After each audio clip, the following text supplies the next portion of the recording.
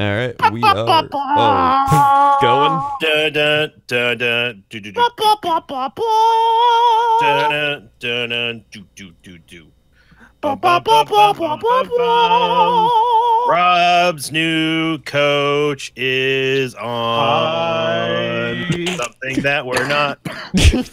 And now here's Coach Crendor. Do, do, do, do, do.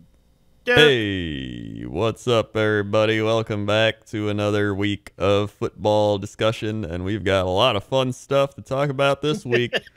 And I'm not even talking about the playoffs. They've been kind of mediocre so far. Yeah, they sucked, actually. Yeah. Bummer. Yeah. How could you guys pick against the Chiefs? Well, I didn't want to, but I felt like the Colts were riding high, and then they weren't. They looked like that team, that one team in the playoffs, you know, that happens almost every year where it's just like, you know, they're just coming in like hot, like a bowling ball through the playoffs. But I thought that might have been the Eagles too, but then. But that's what you guys were also saying about the Ravens. Well, I mean, yeah, there were a couple that could have been. I'm not trying to say I didn't say the same thing, but you can't. Coach, you can't say that and then also say, "Oh, I'm also picking the Chargers over the Patriots." I mean, everybody's got to root for the underdogs every once in a while. Yeah, you got to root for the underdog. So yeah, it was just some years. You locked in the Colts. Yeah. All right. Yeah, I didn't go that far. Look, all the big time players. All the big time players they've got to correct the coach. I'm sorry, coach. I feel like if I didn't lock them, I would have locked the Rams. So it probably would have been the better decision. But who did I lock? Did I lock the Patriots? No, you locked the Rams. Okay. Which is the reason. Yeah. Oh no, you did lock the Patriots. Yeah. Well, I mean that was the easiest lock ever. It's just I locked in the Browns. So I still don't know how you pick. How anyone picks against Tom Brady and Bill Belichick and Foxborough in the playoffs. Coach does. I've had some crazy picks, and I thought this was going to be one of them. Rob's still sick from that coaching hire. What do you have, Rob? You got like... Oh, dude, I have no idea. I wish Black it would Plague? go away. You said that you would go to the doctor last week before the show if it was like this a couple days later. Well... And here we are. He's it's just a cough. I could survive a cough. I've survived worse. Yeah, that's never you've led survived to multiple worse. Jet seasons. Yeah. So let's just talk about Adam Gase, because out of all our coaching hires, I think this was the best of the worst. You know, it's just funny to me that the only coaching possibility that I shit on last week was the one that we actually ended up going. So here's the thing. It was fucking hilarious because the Jets subreddit, like they were falling in love with a bunch of different coaching opportunities. And I said last week, and I still stand by this, that I don't know. No one knows who's going to be a good coach, who's going to be a bad coach. Even the people hiring, they have no idea. It really is such a huge fucking crapshoot. You never know. So, you know, the Jet subreddit was falling in love with this guy or that guy. But I shit you not, like an hour before Adam Gase was announced, the most upvoted thing on the Jet subreddit was like the two arms from Predator, you know, grabbing each other, and like the thing in the middle of the meme was anybody but Gase, and everyone on the Jets subreddit could agree that we want anybody but Adam fucking Gase. And then we ended up getting him. And then the Jets subreddit has like they've gone through this different stages of grief over this, like immediate, like it was anger immediately, and then denial, and then like a day later, people are like, yeah, you know, actually he's pretty good, and I think people are overreacting, and I don't know, man. Like again, the truth is, I have no idea. Could he be a good Jets head coach? Yeah, he could be. I could be totally fucking wrong. I mean, I don't know what the fuck I'm talking about, right? I'm just some guy. Yeah. But I will tell you, out of the possibilities, he was definitely my least favorite choice. So, yeah. I'm just so happy. It's just, you know, and then he had his press conference today, which I haven't watched yet. I'll watch that later. But literally the only thing from it that I have seen are memes because this motherfucker came in, looks like he just took a fucking 8-ball to the face, dude, like moments before. He's blasted out of his mind. What is he on? Dilated. He looks like Nick Cage in that thing. He does. He's like he's head bobbing like he's fucking Ray Charles. Like it's just the guy. I mean, I don't know. You know what's funny is he was the coach, by the way, from like a year or two ago. Remember that O-line coach that was doing blow on video and talking to his stripper girlfriend in Las Vegas and talking about how he yeah, that was Adam Gase's guy, by the way. So, you know, interesting. Dolphins O-line coach. So. Can I just say yeah. Thank you, Rob. Thank you for making me care about the Jets postseason, offseason. Yeah, I never thought I'd care about the Jets this much. I'm so tilted by this hire. You have no idea. I mean, I'm at the point now. Like when it first happened, you actually, it's funny. If you wanted to, you can make a clip because you could find the exact moment. Because I learned about it while I was on the NLSS. You could find the exact moment that I learned that Adam Gase was the coach. It pretty much went like Steve Carell in The Office doing the no. That's I'm not kidding. Like that's straight up my reaction. So somebody in the comments go find the timestamp and link it down below. We'll pin that comment. Yeah, It's one of those things where I feel like if the Jets front office was in charge of the Packers, we'd probably have Josh McDaniels right now. Mm-hmm. It doesn't feel like they know what they're doing. I was on the side of so the other big debate the Jets subreddit had for a while was whether or not to retain McCagnon, our GM. And I was sort of like a radical centrist in that debate. Like I kind of fell down right in the middle of just like, I mean, I like his contract moves. His free agency's been pretty good, and his drafts have been like average. So give him a shot to hire his own coach. Mm-hmm. I'm very sad about that opinion that I had. Now I'm going to be honest with you, but again, I do want to reiterate. We don't know. I mean, maybe he is the guy. Maybe he is all the things that the Jets subreddit is trying to rationalize about him, which is that, like, he did have a shit run of luck on injuries in Miami. He had he was playing with bad QBs, and he managed to give most of them their best years. So that's a positive.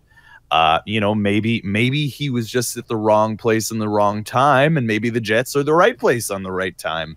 Yeah. But so to be fair, and just have an objective take on this, we quantify fully that no one really truly is going to know how it's going to work out until the first game is played of the season or even preseason. Mm-hmm. But in the meantime, watching the Jets off season. I'm just gonna be honest with you. Like the Jets subreddit is trying to rationalize it away now, but I'm just straight up on paper. This is pretty much the worst choice we could have made. And I by the way, I fucking said it. I said it last week. We are the most incestuous fucking division in football, and I hate it. I hate it. Stop hiring failed coaches from other teams in this division. Stop it. It doesn't weird. Make any sense.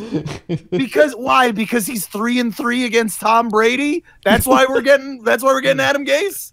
I bet it actually is why. I wouldn't be terribly surprised, to be honest with you. It's frustrating, but again, look, there's nothing I can do about it. He's the coach now, so I'm just living with that. What is his deal? What, like, not like the drugs thing, but like, what is his contract? Like, what's the deal that he made?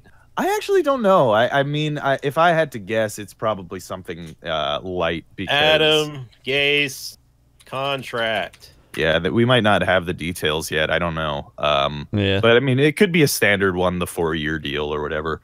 But I mean, I don't know. Here's the thing. Here's the thing with Adam Gase and Mac. I'm actually pretty sure that Adam Gase is automatically on the hot seat. Because here's the thing. They hired Adam Gase, and both McCarthy and Rule, the two candidates that we were looking for, the issues that they cited for why they didn't take the position was that the Jets said, no, we want to hire the coordinators and the staff. You don't get to hire them. Yeah. Oof. Which is a bad look. I'm just gonna be honest with you.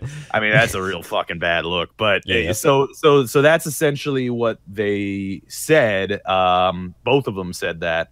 A Rule even came out and like pretty much openly blasted them for it. So maybe it's a good thing we didn't hire him. But so that's a bad look. So it does kind of seem like Gase is the only one who bitched out enough to be okay with that. Mm-hmm. Which is also not a good look. But again, like I said, I think Gase is probably, based on that, the fact that they didn't trust anyone to hire their own staff and they wanted to do it themselves, I'm pretty sure that he immediately inherits a hot seat. Because the thing is, Mac's been here 5 years, right? After this next season, he's gonna be here for 5 years. Gase is the first time he gets to pick his own coach, and we don't really know how much of that he really got to choose himself. But if they fail next year, because here's the thing, this is the year now, right? Like, this is what the rebuild builds to. We have our QB, we have a shitload of money, we have draft capital, like we've got good draft position. Like this is the formula. This is the Seahawks formula. Right, that all the teams are running right now, of get the QB on a rookie deal so he's cheap, and then spend a fuck ton and have like a 5-year window. So this is the year that we do that, where we spend all our money, build a team, and win. So if we don't win next year, like if we don't make the playoffs next year, I'm being straight up. If we don't make the playoffs, I'm pretty sure they're all gone. Like I'm pretty sure they're just gone. So, I don't know if I'd bet on the Jets making the playoffs next year either. Yeah. What is the front office? What are they doing? They had Matt Rule, right? Yeah. And who I thought was, it looked like that they were giving him a second or even third interview, but then it came out yesterday, late yesterday actually, that apparently the New York Jets front office would not allow him to hire his own staff because they said they had no confidence in a first-year quarterback or first-year head coach hiring possibly a first-year offense coordinator for Sam Darnold. But then they're going to let Gase do it? Same with McCarthy, actually. McCarthy also had issues getting his own staff in there. Why would they be so opposed to that? You need to change it up, Jets. I don't know. In fairness to the organization, Matt Rule apparently wanted to bring in his college staff, so yeah, I mean, I kind of get that you wouldn't necessarily want that, but I mean, at the same time, you're looking at him as a legitimate head coaching candidate, and he's a college coach. Yeah. So, I mean, what are you expecting here? And then McCarthy probably wanted to bring in his own guys, and his own guys are like fucking Joe Philbin and Dom Capers. So, again, I kind of get, yeah, I can understand. Yeah, so like I get where they're coming from, but and also apparently, our DC that we're looking at or that they're most closely tied to right now is Greg Williams. I don't know if they actually have finally made the official announcement, but apparently Greg Williams is coming in. So I don't know. The Jets wanted to hire their own staff. I don't know. I think it looks incredibly unprofessional if you ask me. But yeah. look at the replies from this tweet. What? Hang on, I gotta link it in where's it, private text? Yeah. Just look at the replies on this tweet. It's just the funniest damn thing of 2019. It's all Jets fans reacting to the official New York Jets Twitter welcoming Adam Gase. Yep. It's so good. That is Jets funny. Nation is pretty negative about this hire. I'm gonna be honest. That's the other thing about Adam Gase is like, look, here's the thing. Maybe he's the guy, right? And if he starts winning solves a lot of problems, right? That is true. I get all that. Yeah. But you have invested money, lots of money, in this guy. You're bringing him into the New York market, which, like, literally every coach in the NFL says is the most difficult market to coach in, right? Yes. And he has a history of fighting with the media. Yeah. He's gonna, like, if we don't immediately win, this is going to be a monumental catastrophe. Oh, no like doubt. it is instantaneously going to be a joke. One of the replies just says "fire him." Yeah, I mean, I also tweeted when I first heard the news to the Jets, guys, there's still time. You don't have to do this. So, it's sad, but hey, that's the Jets. and here's the thing: I'll happily eat my words next year. I'll eat fucking 40 crows if this motherfucker starts winning. Hey, so you know what? I'm hoping that happens. Rob. Yeah, I mean, obviously, I hope he works. I hope he works out for you, because if he doesn't, man, that second pick kicker is looking like they've got a survival a little bit. Let's swap here. over to the Bucks hire, which is Bruce Arians. Thanks, Coach. Bruce Arians locked in 4-year contract, 5th-year option. The memes are phenomenally better than the Jets ones, although they're not nearly as funny. Yeah. And last week I was sort of lukewarm on the idea of like coaxing this elderly chap out of retirement. But now I'm actually on board. I'm on board the Arians train. You should be. Guy's fucking awesome. Yeah, I'm really jealous. Legitimately. I don't think I'm going to be able to get away with saying this is the Aryan nation.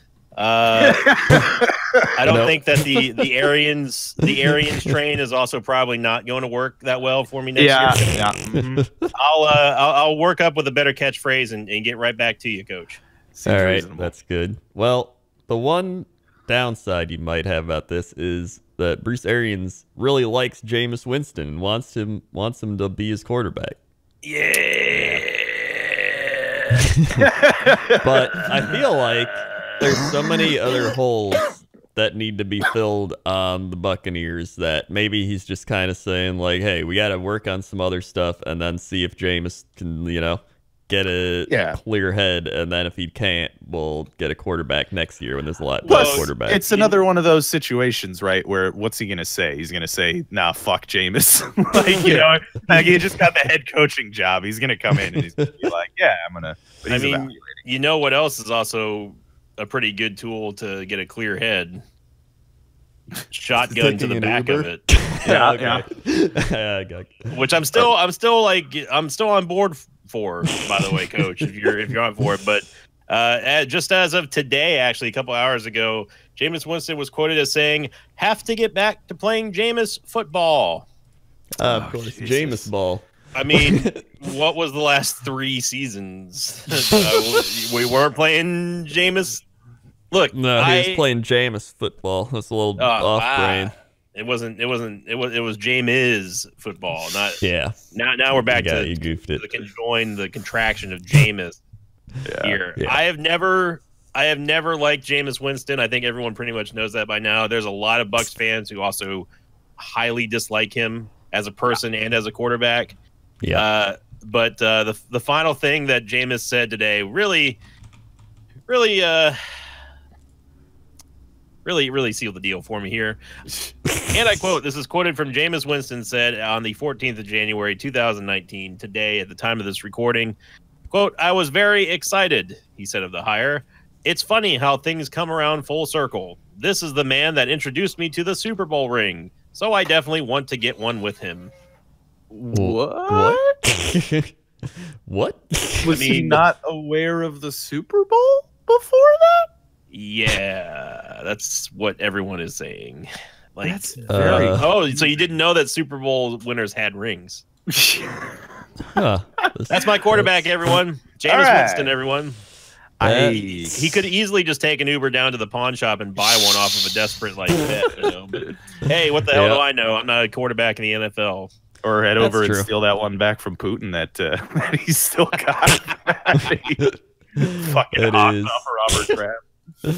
That is, well, you know what? It's better than anything else the Bucks have had. At least he's proven himself that he can coach. So yeah, I am on board. I wasn't sure about it last week, but after a week has gone by and Rob has coughed up his third lung, I'm on board. I think that it's going to. I hope this is the most optimistic I've been since Gruden left. Put it that way.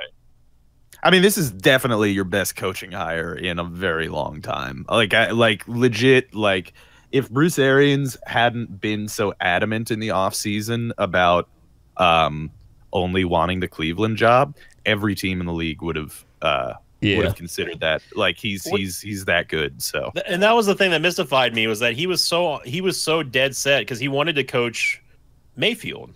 Yeah, like that's like, he's a quarterback's coach. I mean, that's, to me, that made sense that the only team that he would go for would be to fill Hughes' void up in Cleveland. But like that, which again was the reason why I was wary. I was like, we're coaxing this guy. He didn't even mention Tampa, or at least not that we know of anyway. I mean, we weren't on his phone call, so there's no way for us to know. But that's what sort of worried me, was the fact that, you know, especially since he took a leave of absence and left the league and retired. He literally retired because of health reasons.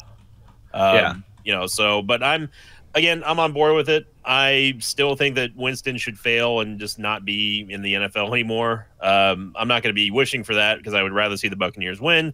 But I liked Lovie Smith too, and that didn't work out so well for Lovie. But it seems like Arians has more of a straightforward game plan as far as personnel is concerned, and that's something that Lovie Smith didn't really have a whole lot of before the offseason. But yeah, I'm very optimistic. I was optimistic for Lovie. That didn't work out.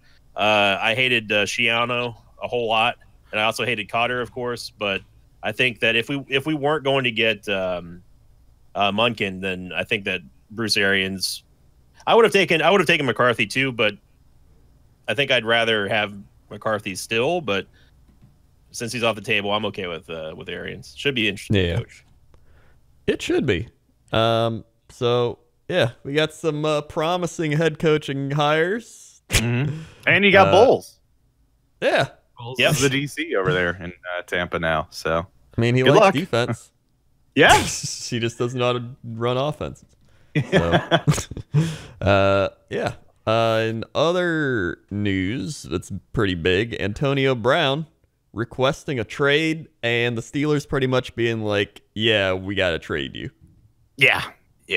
I mean, he pretty much, when he sat himself on week 17, that's pretty much like he's out.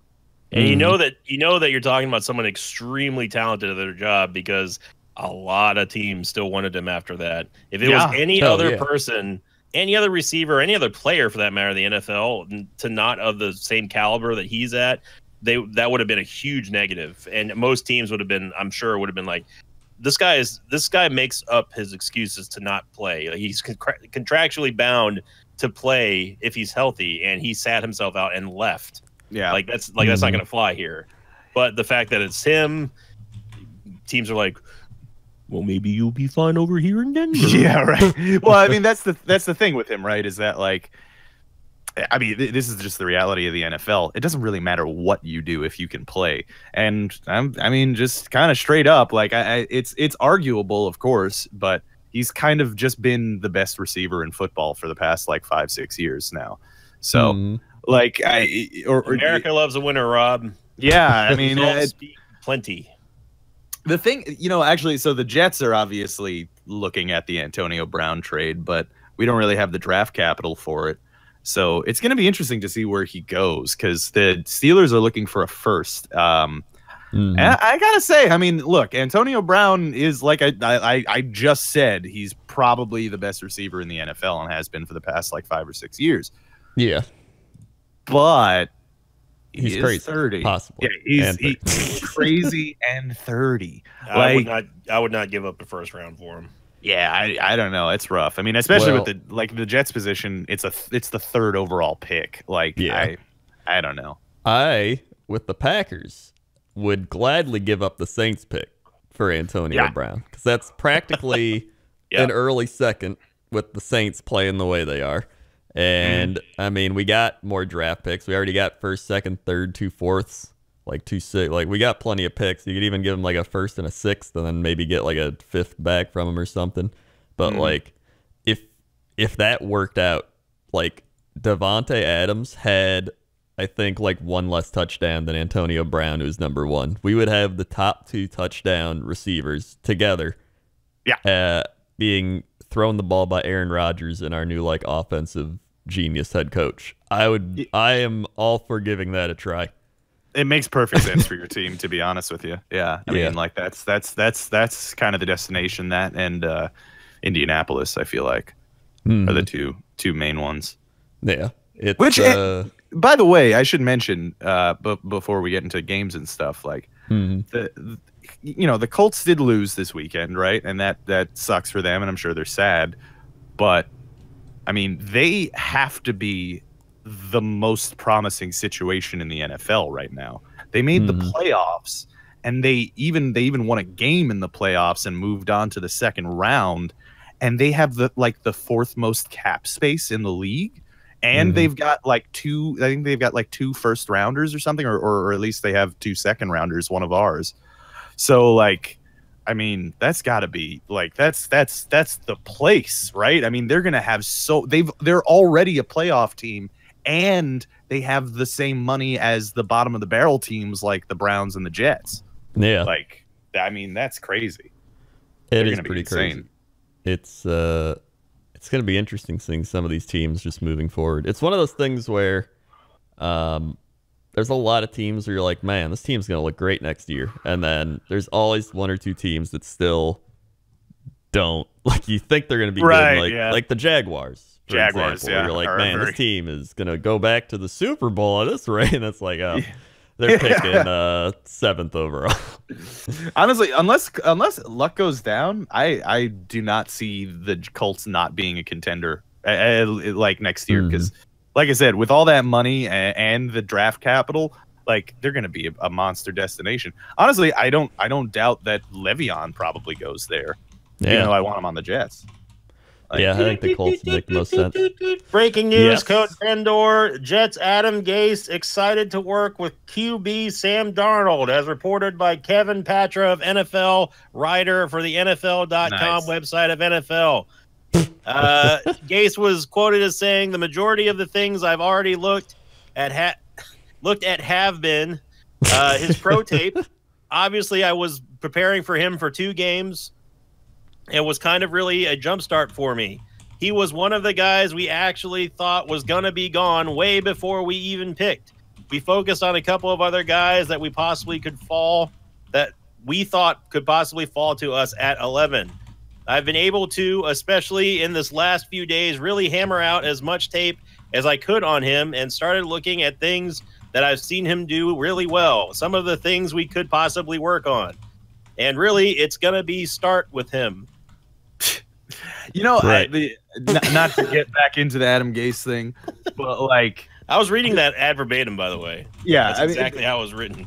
Here's the thing, not to get too far back into it, but like, there are definite positives with Gase, especially in regards to Darnold. Like, one, the thing about Gase is he's not one of those coaches that comes in and says, we're running our system and that's what we're playing, and we're playing our system. It doesn't matter what players we have. Anthony Lynn. But so that's I think that's a positive thing. Like, he creates offenses for what he has. I think that's cool. I mean, he did work with Manning and Cutler. Well, yeah, I mean, and actually, so the thing that apparently tipped the scales is just before, like the night before they announced that Adam Gase is the guy, apparently what happened is Peyton Manning called up Woody Johnson and the Johnsons and Mac and was like, hey, you guys should take Adam Gase. So, I mean, Peyton pretty much guided us in this direction. And actually, on top of that, they had Darnold and Jamal Adams involved in the process of searching for the head coaches. And Darnold said Adam Gase was the guy that he most connected with. So that's part of the reason they went in the direction that they did. So I don't know. Yeah. That could be a good sign for good things, I hope. I mean, he did work well with a lot of quarterbacks and work with quarterbacks. So, I mean, yeah, it could be good just for Darnold if you get anything out of it. Manning called them up on that. Right. Yeah. I mean, getting but see, that's the thing, right? Is that, like, he's talked about as this QB whisperer, and he's had Brock Osweiler, Ryan Tannehill, Jay Cutler, and he was with Peyton Manning, who famously ran his own offense.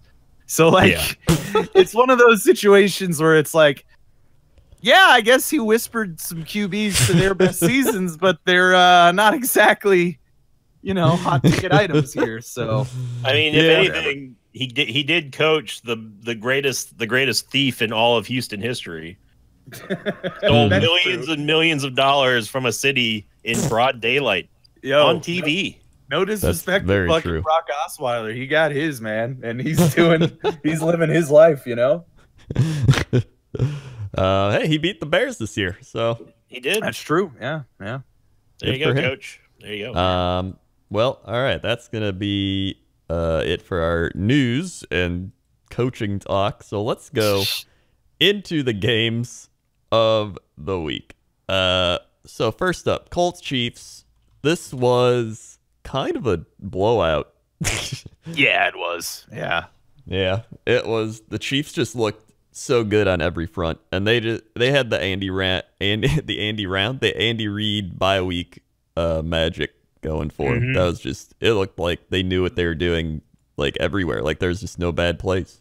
The Colts look tired, man. Yeah, the Colts look unprepared, to be honest with you. And I'll tell you straight up, like, Andrew Luck did not look very good in that game either. Like, he was missing throws and stuff, and their O-line wasn't doing so hot either. Yeah, like that whole team looked kind of unprepared for that game. But they still beat the Texans. Yeah. I think weather may have played a factor in that one as well. They weren't they going from the dome back out to the snow out there. True. Yeah. Don't want to do that, and that's under a week too. By the way, the Chiefs had 2 weeks off to get ready, and they also had the benefit of scouting out both the Texans and the Colts beforehand. Right. But yeah, again, Coach, you're our coach, and we respect that. But what did Adam Gase give you before you made that pick last week, Coach? What did he give me? Yeah, Adam. What, I see it. You're making a drug joke, like I made a bad pick because I was on Adam Gase drugs. I see. Right. I figured out the funny. Not only that, you locked him in, Coach.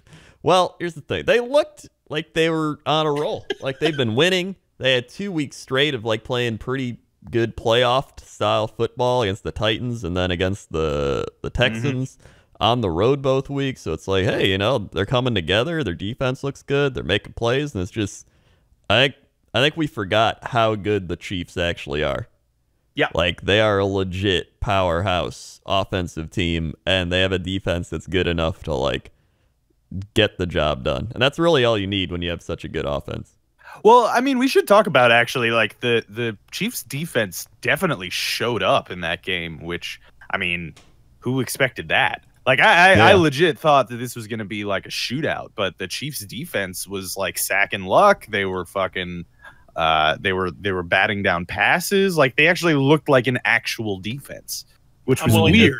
I'm willing to put a little bit of the equation, the fact that it was fatigue as well, to keep in mind. True. Yeah. I mean, the Chiefs did get to come in fresh, and the Colts have basically had two straight playoff games, basically. But at least, to Rob's point, though, at least the Chiefs did actually prove that, hey, we can stop somewhat of a mediocre to good offense if we have to. No, not just mediocre. I mean, like good. I mean, Andrew Luck was the second. He was only behind Mahomes in passing touchdowns. But they didn't look good, though. True. Yeah, not in that game. Yeah. But you know, and important to note, by the way, like I mean, Pat Mahomes still played great. I mean, and he still, you know, the throws he was making were fantastic, and he had a rushing touchdown. But I mean, you know, important to note, he went 27 of 41 for 278 and an 85.2 rating with no touchdowns or picks. So I mean, like he didn't like light the Colts on fire or anything. You know what I mean? Like he played well enough to get the win for his team. Which is good. I mean, they had 4 rushing touchdowns. I mean, I'm not going to dock them for that, but I'm just saying, like, this kind of shows sort of what you're saying is that, like, yeah, the Chiefs are actually a pretty well-rounded team because they're coming against the Colts, who were one of the higher-rated defenses in the playoffs here remaining. Yeah. So, you know, they kind of showed some good stuff here that they didn't need to rely on Pat Mahomes throwing 7 touchdowns a game to win. You know what I mean? Yeah. So yeah, Chiefs moving on, Colts not moving on, but hey, there's still a pretty good season for the Colts when everyone predicted them to be like last place. Terrible, yeah, for real. So. Like I said, I mean, they got all that money, and Andrew Luck came. But remember, Andrew Luck was a question mark coming into this season, and he threw the second most touchdowns in the league. That's insane. Yeah, and they started 1-5, and he still did that. So. 1-5. 1-5. So next up, we had the Cowboys Rams, which it was a better game, but it didn't feel like a good game. It's kind of like an okay game. Yeah. Ezekiel Elliott got shut down. Cowboys made some plays, but I really thought the Cowboys had a chance. Even though I hate the Cowboys. Yeah, I thought they did too. And that first quarter was impressive. Yeah, it was a good first quarter. Touchdown. I mean, I was like, oh, hey, I might actually go undefeated this week. And then the Rams remembered that, oh yeah, we've got Mr. Todd Gurley and Mr. C.J. Anderson. C.J. Anderson destroyed that game. The running game is insane. Yeah, I haven't seen a running game that impressive in a very long time. Yeah, I mean their total rushing offense was 273 yards, 5.7 yards per carry, and 3 touchdowns. Like that's insane. Both Gurley and Anderson both crossed 100. Yeah, that's that.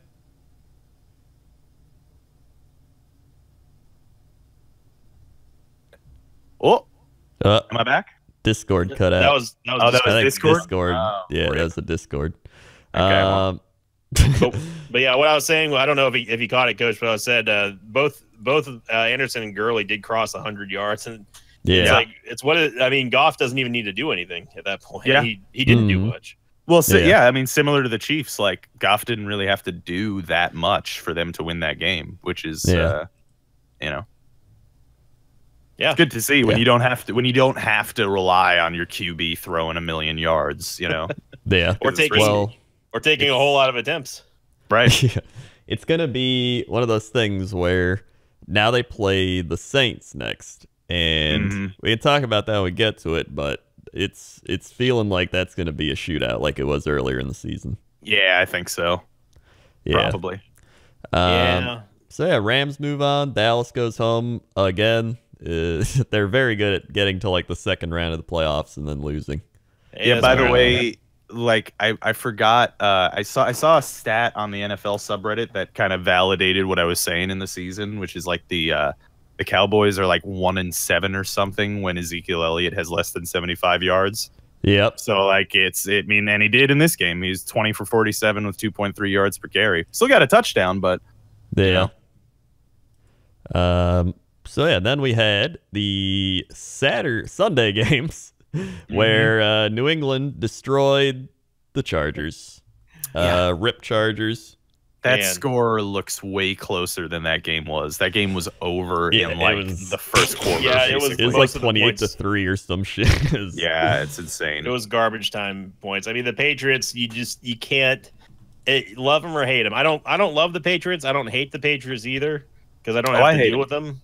I hate them a lot. But like I was gonna say, love them or hate them.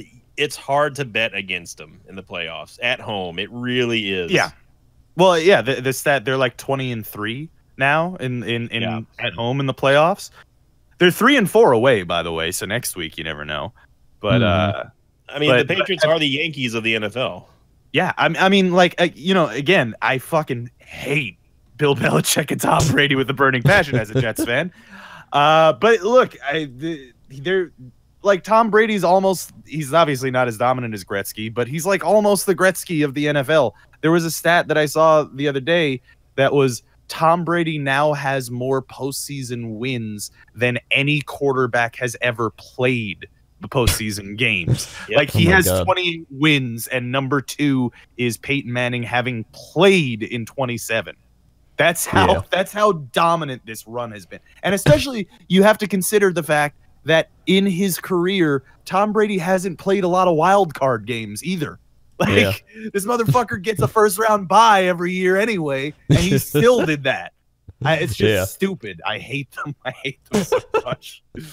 I hate them. Well, it's like I was saying. It's like it reminds me of the Packers to a greater extent, obviously, because they just win so many Super Bowls. But like the Packers have kind of been that thing since probably the mid-90s, where like all of our divisional opponents are just like, we're gonna make it to the Super Bowl. We lost, and then we win 2 Super Bowls. We have 2 Hall of Fame quarterbacks. It's just they hate us because of those things. It's a similar thing to the Patriots, where it's like, you wish you had a coach like that and a quarterback like that, and then it's all out of jealousy. No one's gonna argue with that. Of course, yeah. No, it's either jealousy or it's just out of being bored of like, all right, can we have somebody else win? It's like one of those things where it's one of the I'm pretty tired of motherfuckers saying, oh, well, Tom Brady had an easy run because the AFC East is so bad. Motherfucker, he's kicking your asses too. He's kicking all our asses. We just have to deal with it more, motherfucker.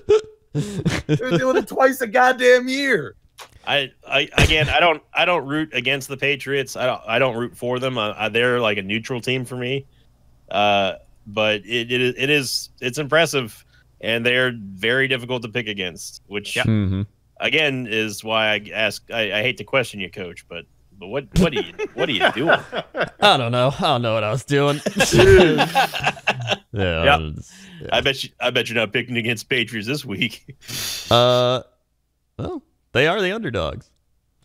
Kinda, yeah. Literally, Vegas has them as the underdogs. Well, this is their 8th straight conference championship, by the way. 8th straight. Absolutely mental. And that's not even all the conference championships that they've been to. It's just 8 in a row. Fuck, I hate them so much. Oh, God. But we'll get to that in the pick'ems. We'll get to that in the pick'ems. Yeah. And then we had much pick'ems though. No. Then we had the Eagles Saints, which was probably the best game of the week, honestly. What happened to your boys there, guys? Well, Big Dick Nick tried to go Big Dick, and Alshon Jeffrey just dropped the ball. I couldn't believe he dropped that. Yeah, that was. It felt like they were going to score there too if he would have just kept moving. Like they had some good momentum. Yeah, I'm like 100% sure that they were going to score on that. Like that was going to be a game. But it's similar like to the Cody Parkey situation. Like I feel so fucking bad for, like that must, like you saw, he was fucking gutted immediately after that happened. And the reality is, like, no football game ever comes down to one play. It just looks like it does, right? Like, it looks like the Cody Parkey field goal ended the game. It looks like Alshon Jeffrey fucking up at the end ended the game. And technically those things are true. But also, like, the Eagles could have scored more than 14 points before it came down to the last 2 minutes in the fourth quarter. You know, like it's not on them, but it will be on them. You know, so I feel bad. It sucks. I'd feel gutted too if I was paid to be a professional receiver and have a ball hit both of my hands and then not get the catch.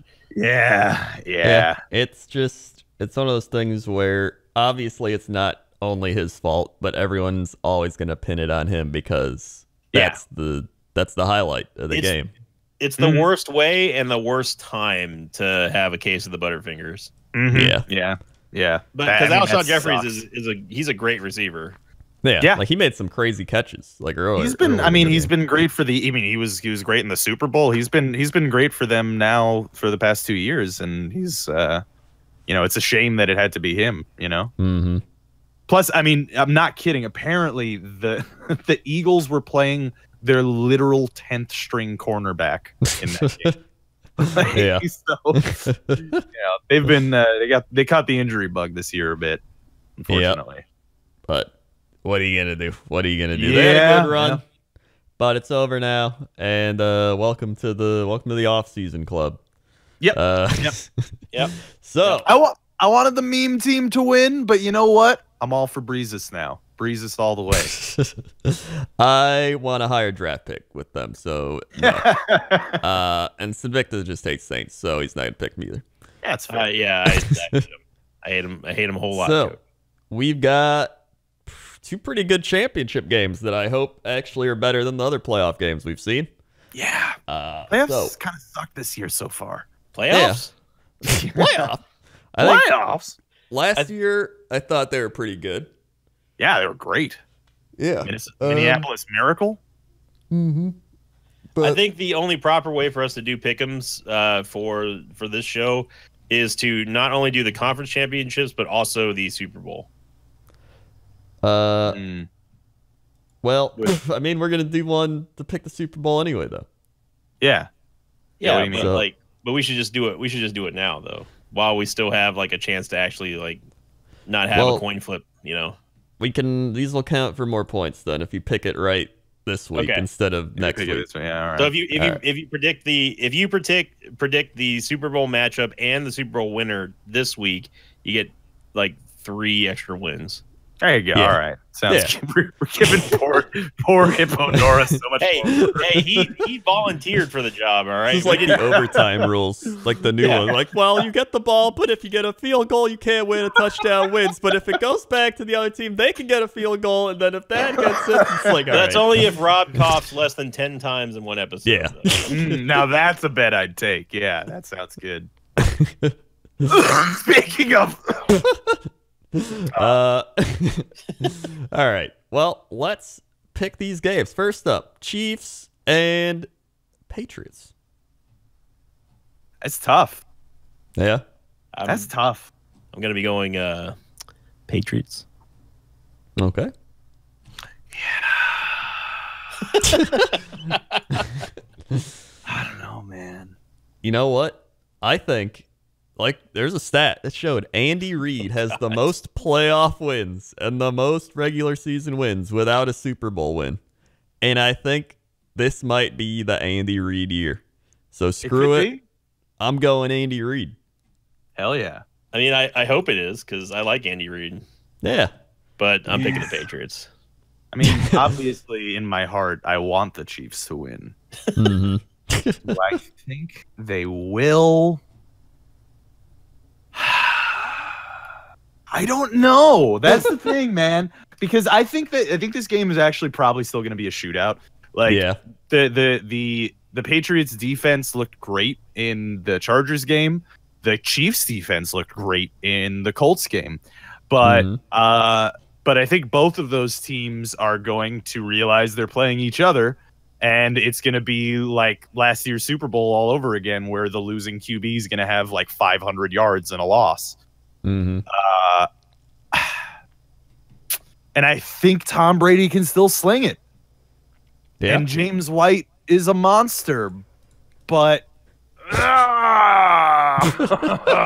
gonna need a pick eventually, Rob. Yeah, I think the Pats take it, and I think they're going to the fucking Super Bowl again. I hate every second of it. But I want the Chiefs to win. I want that to be known. So. Yeah. I would like to see Andy Reid win as well. I would love to see him in the Super Bowl. Yeah, he needs to get back. But it's not happening. All right, that's fine. Coach, who's your pick, Coach? I'm picking Chiefs. Let's go. Yeah. I mean, one of us had to, so. Yeah, I think Chiefs will do it. One of us had to. Plus, I actually think they will win. I think they can do it. They're at home, which is a huge boost. But yeah, I think it's going to be interesting. Plus, all right, hear me out. Remember when Tom Brady got injured for the year? Yep. That 1 year. Remember who it was against? Oh no, the Chiefs. The Chiefs? The Chiefs did it to him. Now they're going to injure not his leg but his soul. All right. Yeah. All right. I mean, I'd be happy to hear that. To be honest with you. You don't get extra points for predicting an injury, Coach. Oh, there won't be an injury. It'll be his soul injury. So I guess technically. His soul just leaves his body during the game. Mm-hmm. Yes. Okay. Well, you still don't get a point for that, unfortunately. All right. Then we got Saints Rams. Taking Saints.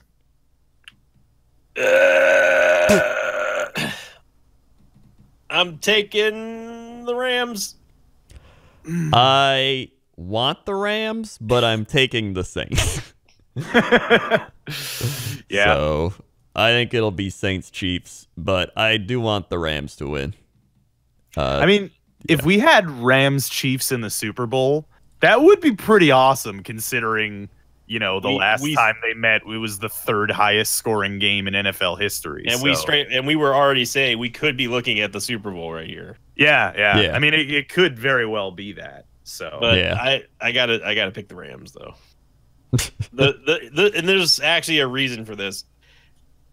Again, I hate to keep memeing here, but keep in mind the Bucs did beat the Saints, and the Saints have not had that great of a defense, and they against the Bucs, mind you, who don't have a running game, but that running game especially after seeing what they did this past week to Dallas, who has, in my opinion, I think the Cowboys have a better defense than the Saints did for a better portion of the season.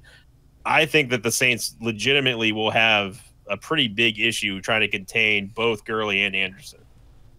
Yeah, so my point is, I'm not merely picking just because I absolutely hate the Saints as much as I do, because I do, but I do also think that the Rams have a legitimate shot at beating them in New Orleans.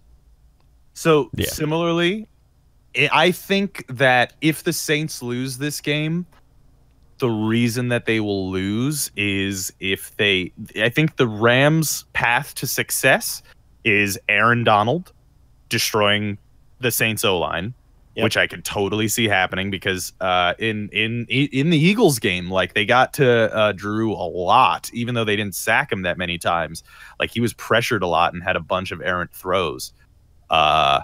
So, I mean, if they manage to pressure him, and they've got Aaron Donald, who basically got robbed from defensive player of the year, so he could destroy them. And then the other subcategory is shutting down Alvin Kamara, which they can do. So, I think that's the path to success, but I still think the Saints are probably going to win. Yeah, that's my guess. Well, I mean, it's gonna be a good game. I think these will be some good games. That's all I want. It's gonna be a good time. So I'm gonna go ahead and Super Bowl predict the Chiefs. I say Chiefs win the Super Bowl. How about you? Well, I mean, they got to beat the Patriots, which isn't going to happen. I think that it's going to be Patriots-Rams in Super Bowl, and I think that the Patriots will win. I think it is going to be Brees's ride off into the sunset, last ring, get it, go home, get his second ring, absolutely guarantee his Hall of Fame position, and finally make it for a second one. God, shoot me if that happens. He'd do it in Atlanta too, which would just be it's NFC South. It's the NFC South year. I hate that the stars are aligning for this to happen. So I'm really hoping that the Rams win. Yeah. Because I think if the Saints do make it to the Super Bowl, I don't know if there's an AFC team that will beat them at that point. Yeah. Regardless of it being the Patriots or the Chiefs. Yeah. So go Rams. I'd love to see Brees get another ring, though. God, I'd love that. That'd be great. I would not. Yeah. And I like Drew Brees. I like Drew Brees. He's a nice guy. Like I like Brees. I just hate the Saints. Yeah, that's fair. I get you. I don't want to see Tom Brady with another one. I'm mad if he fucking ends up in the goddamn Super Bowl again. Yeah.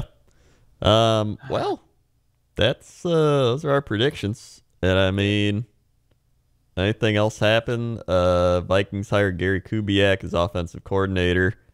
Wait, what? Really? I actually didn't hear that.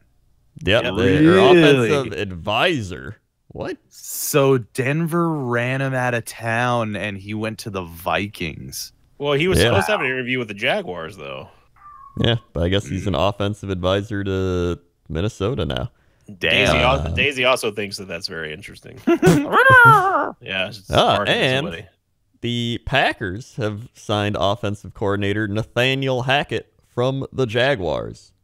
Ooh, that seems... Well, to be fair, I don't think he's going to be calling many plays. I think he's just kind of there to, like, assist in, like, making plays.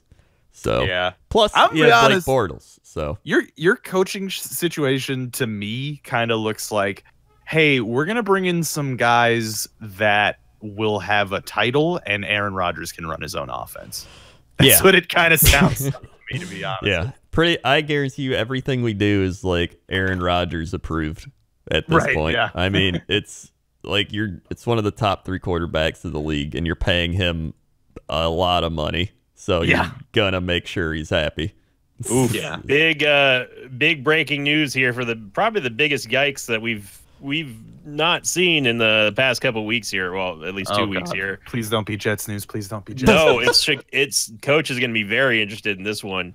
Okay. Cody Parkey, the kicker who missed the now double doinked famous kick for the Chicago Bears, apparently has made everyone at the Bears really unhappy by making his Today appearance. I didn't even realize that he got flown out to do the Today show. So apparently what happened is after he missed the kick, he was flown out to do an appearance on the Today show, and he is quoted as saying, "I feel worse more than anybody about missing that kick because I wanted to make it more than anybody." He said during his Today appearance last week, "But at the end of the day, I'm just going to hold my head high when things aren't going my way, and I'm just going to continue to think positive and keep swinging." Now, there's a reason why I put an emphasis on the "my," because that is a huge, and I mean huge, yikes coming in from GM Ryan Pace of the Chicago Bears, who responded with this. I take that. This is Matt Nagy for the head coach. He said, "We always talk about we. This is a we thing, not a me thing." He said on Monday, today, during his joint press conference with GM Ryan Pace, "We win as a team and we lose as a team. I didn't necessarily think it was a quote," and he did the air quotes, "we" thing. Oh, Pace and the GM Ryan Pace went on to add that the team is actually looking into addressing the position, saying that position is an emphasis for us. We understand that we need to get better. Oh my God! Did you really have to shit on the guy that hard? I mean, I see where they're coming from. It's like, you sent us home. Why are you getting the first class treatment on national TV, and then you're talking about your feelings when you've got 52 other guys on this team, not including the staff, mind you, who all went home because of you? Why are you saying this "my head high, I'm keeping positive" sort of thing? They need to cut him. Like, they just gotta cut him, dude. No, he's done. Yeah, he's flat. Especially after reading this, he's done. That was, by the way, just sorry, Rob, I'll let you go. Just so I'm clarifying and giving credit where credit's due. That was reported on by Nick Shook for the NFL writer. Sorry, go ahead, Rob. No, I was just gonna say, like, that's the thing, is that, like, look, no matter what happened, look, we know the kick was tipped and it wasn't entirely his fault and all those things, but no matter what happened, everybody knew that he was getting cut, no matter what. Like, it doesn't matter. Like, like fucking, who were they playing when the ball got tipped anyway? Was it the Eagles? I forgot now. Yeah, Yeah, it's the Eagles. I mean, it doesn't matter if fucking Carson Wentz came out in a cape and flew up 100 feet in the air and knocked the ball out of the air. Cody Parkey was still getting cut no matter what. But Yeah. I mean, that just seems kind of weird to just publicly shit on the guy like that. I mean, that seems like I said, silly. I think it's a bad look for both sides, but I also think it's ridiculous that he would get asked to go on to a daytime morning talk show to talk about his feelings about missing an NFL kick. I've never seen that happen before. That is pretty weird. You gotta admit that's pretty extra. That is strange, yeah. Oh, and before we end, just one quick coaching note. The biggest weird coaching thing this next year to look at, I think, is the Cardinals situation, because they've got Cliff Kingsbury, which is, we talked about him briefly. But that's a swing for the fences kind of move. This guy is a college head coach with a losing record in college. Like, being completely clear about this whole situation. Like, that is the most, hey, I had dinner with Sean McVay once type of hire that is gonna be really interesting to watch next year. Because the thing is, if Cliff Kingsbury succeeds in Arizona, which is entirely possible, anybody who is above the age of like 35 in the NFL has got to be thinking like, well, yep, that's it. We're done. That's over. Because if Cliff succeeds, that's it. It's going to be these guys from now on. So, that'll be a big thing. Yeah. It's worth mentioning. Yeah, I think it was worth mentioning. But hey, thanks for listening, everybody. Hopefully you've enjoyed this podcast. We have a Discord now. If you want to join that and talk about football, put the link in the description. And you can check us out on all the things: iTunes, YouTube, SoundCloud, all those. So Pornhub. Yeah.